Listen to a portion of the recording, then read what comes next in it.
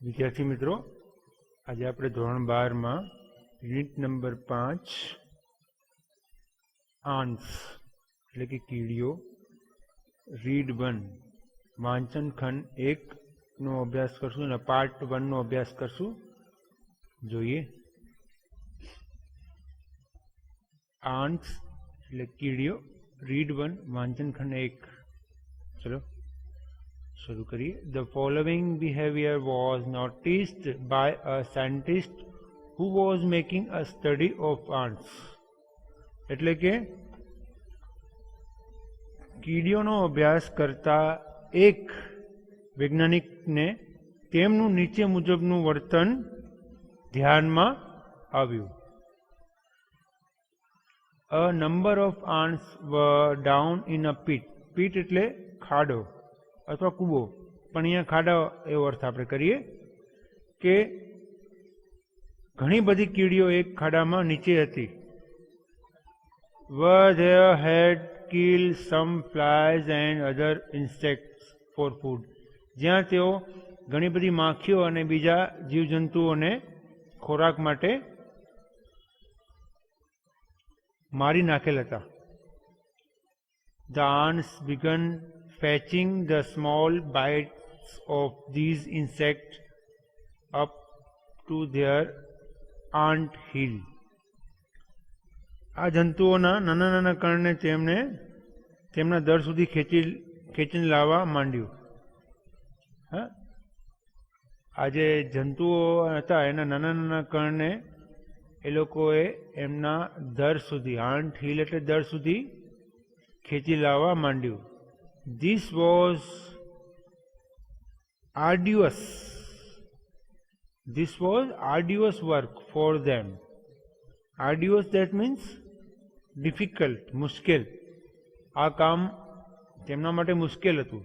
The side of the pit was steep. Steep એટલે vertical slope, સીધો ચઢાણવાળો ભાગ. કારણ કે જે આ ખાડાનો જે હતો, ખાડાની જે કિનારીઓ હતી કેવી હતી? ચઢાણવાળી હતી. Considering the size of the ants, the loads they were carrying were very heavy. કીડીઓ પ્રમાણે તો એમણે જે વજન ઉપાડ્યું હતું એ કેવો હતો? ઘણો હેવી હતો.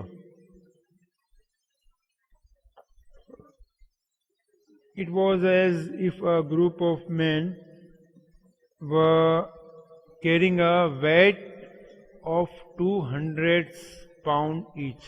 આ કેવું હતું કે માણસોનો ઝુંડ, એમાં દરેક માણસ 200 પાઉન્ડ જેટલું વજન ઉપાડે એના જેવું હતું. And climbing a cliff at the same time. અને પાછો તે જ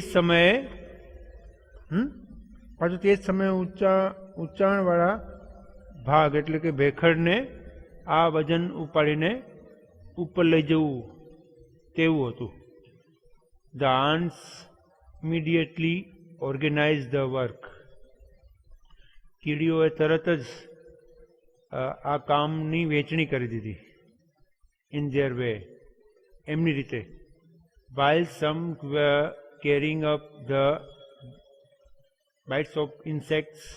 જ્યારે કેટલીક કીડીઓ શું કરતી હતી? જીવજંતુઓના ટુકડાઓને વહન કરતી હતી. The other went in front ને બીજી કીડીઓ એના આગળ જતી હતી.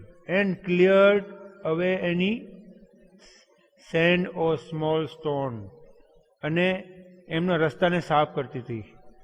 એમાં એ નાના નાના પથ્થરના ટુકડા હોય કે રેતી હોય એને સાફ કરતી આવતી હતી. That obstructed the way. હા, એમના રસ્તાને જે અડચણ ઊભું કરે એવો દરેક વસ્તુઓને એ સાફ કરતી જતી હતી.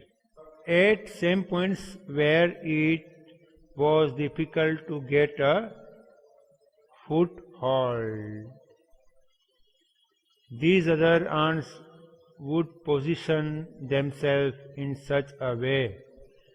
અને ક્યારેક ક્યારેક અમુક જગ્યાએ શું હતું, પગથિયા નહોતા, તો આ કીડીઓ શું કરતી હતી, પોતાને these other ants would position themselves in such a way.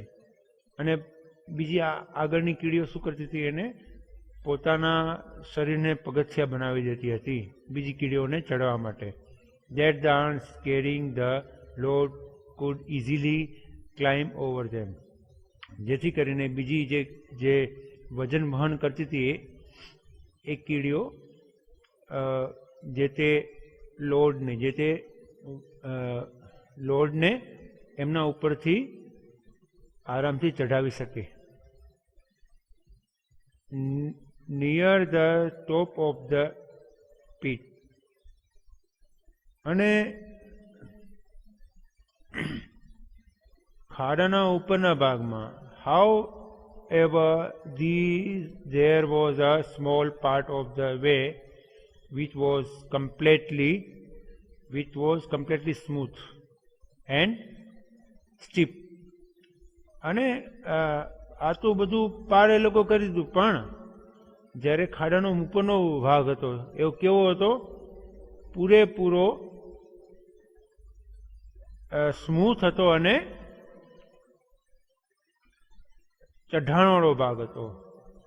Here there were no footholds.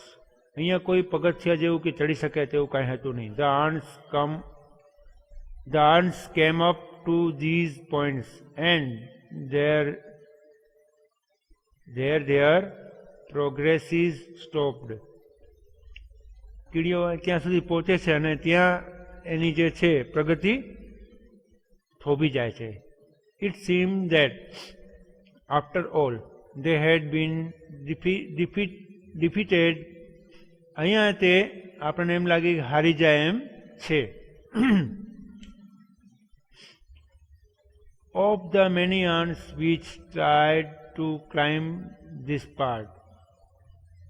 ઘણી બધી કીડીઓએ આ ભાગને ચડવાનો પ્રયત્ન કર્યો. Only one reached the top. અને ખાલી એક જ કીડી ઉપર પહોંચી શકી.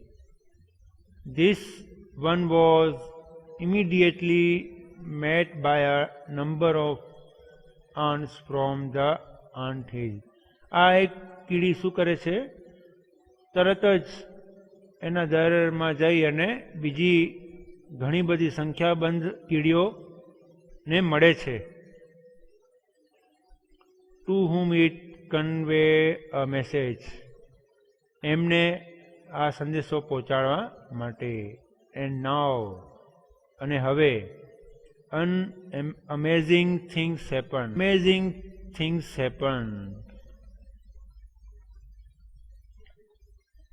The ants at the top began climbing down into the pit backward.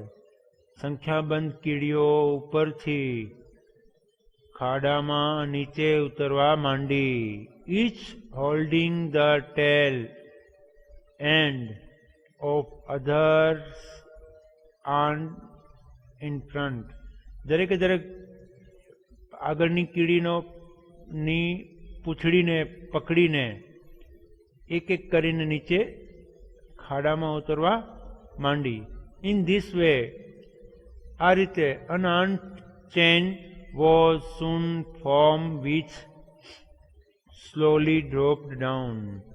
અને ધીરે ધીરે આપણને એવું લાગતું હતું કે એ કીડીઓની ચેન બનતી ગઈ અને એ ખાડાની નીચે પહોંચતી ગઈ. The steep side, જે ચઢાણવાળો ભાગ હતો ત્યાં. When it reached the ants waiting with their loads. જ્યાં કીડીઓ એના લોડની સાથે, સામાનની સાથે, ખોરાકની સાથે એમની વાટ જોઈ રહી હતી. They easily climbed up the chain and came out at the top. તેઓ સહેલાઈથી ચેનની મદદથી ઉપર ચડી જાય છે અને ટોપ સુધી એટલે કે ટોચ સુધી આવી જાય છે. Such behavior showing the adeptness of ants has been noticed and studied by many. ઘણા અભ્યાસોના ધ્યાનમાં આવ્યું છે. Such behavior showing the adeptness of ants has been noticed and studied by many. ઘણા બધા અભ્યાસીઓ સમક્ષ કીડીઓનું આ વર્તન ધ્યાનમાં આવ્યું છે. Now science has discovered some things about ant life. હવે વિજ્ઞાને આ કીડીઓના જીવન વિશે કંઈ શોધ કરી છે જોઈએ. which seem to show that જે બતાવે છે intelligence of these tiny creature is very closer to કે આ નાનકડી કીડીઓની સમજ કેવી છે? ક્લોઝ ટુ હ્યુમન ઇન્ટેલિજન્સ, માનવ સમજ શક્તિથી બીજું બિલકુલ નજદીકમાં છે. Not all scientist concede to એટલે કે સ્વીકાર કરવું. Concede to this view but you may look at some of this facts and form your own option. ઘણા બધા વૈજ્ઞાનિકોએ આનો સ્વીકાર કર્યો છે. એની વાત તો ઠીક છે, પણ તમે જ અભ્યાસ કરો અને તમારો જે ઓપિનિયન છે એ આપો.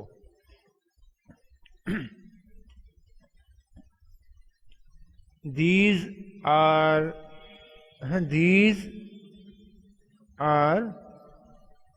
ants that do farming. You may know that it was a big leap for human progress when man gave up being a full-time hunter. શું કહેવા માંગે છે આ વાક્ય? આપણને ખબર છે કે શરૂઆતમાં જે માનવી હતો કેવો હતો? ફૂલ ટાઈમ, પૂરેપૂરો શિકારી હતો. અને એણે એ શિકાર કરવાનું છોડીને શું કર્યું? એન્ડ ટુક ટુ ફાર્મિંગ, અને ખેતી કરવાનું શરૂ કર્યું. These are ants that do farming. આ કીડીઓ ખેતી કરે છે. You may know that it was a big leap for human progress when man gave up being a full-time hunter. જ્યારે gave up એટલે મૂકી દીધું. શું? શિકાર કરવાનું મૂકી દીધું અને એણે ખેતી કરવાનું શરૂ કર્યું. આ માનવીના જીવનનો એક પ્રગતિનો સમય હતો. Seemingly the umbrella ants of South America, તેમજ અમ્બ્રેલા કીડીના નામની ઓળખાવામાં આવતી એક સાઉથ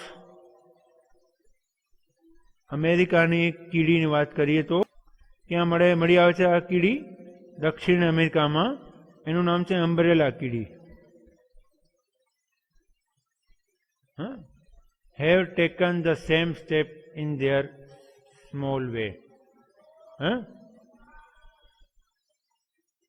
એણે નાના પાયે પણ આવું પગલું ભર્યું. they are called by that name. એ તેના નામથી ઓળખાય છે. because they are often seen carrying large pieces of leaf over their heads like umbrellas. કારણ કે એ શું કરે છે કે એ ચાલતી જાય છે અને એના ઉપર જે પાંદડાના મોટા મોટા ટુકડાઓને વહન કરતી જાય છે, એટલે એનું નામ અમ્બ્રેલા પડ્યું. They take these pieces of leaf to their nests. અને પછી આ જે પાંદડાના ટુકડા છે એ ક્યાં લઈ જાય છે? એમના ધર્મ સુધી લઈ જાય છે. where they chew them up nicely. પછી તે એને બરોબર ચાવે છે. afterwards they make beds of these chewed.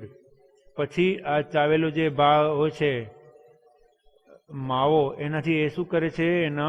એની પથારી બનાવે છે. up leaves.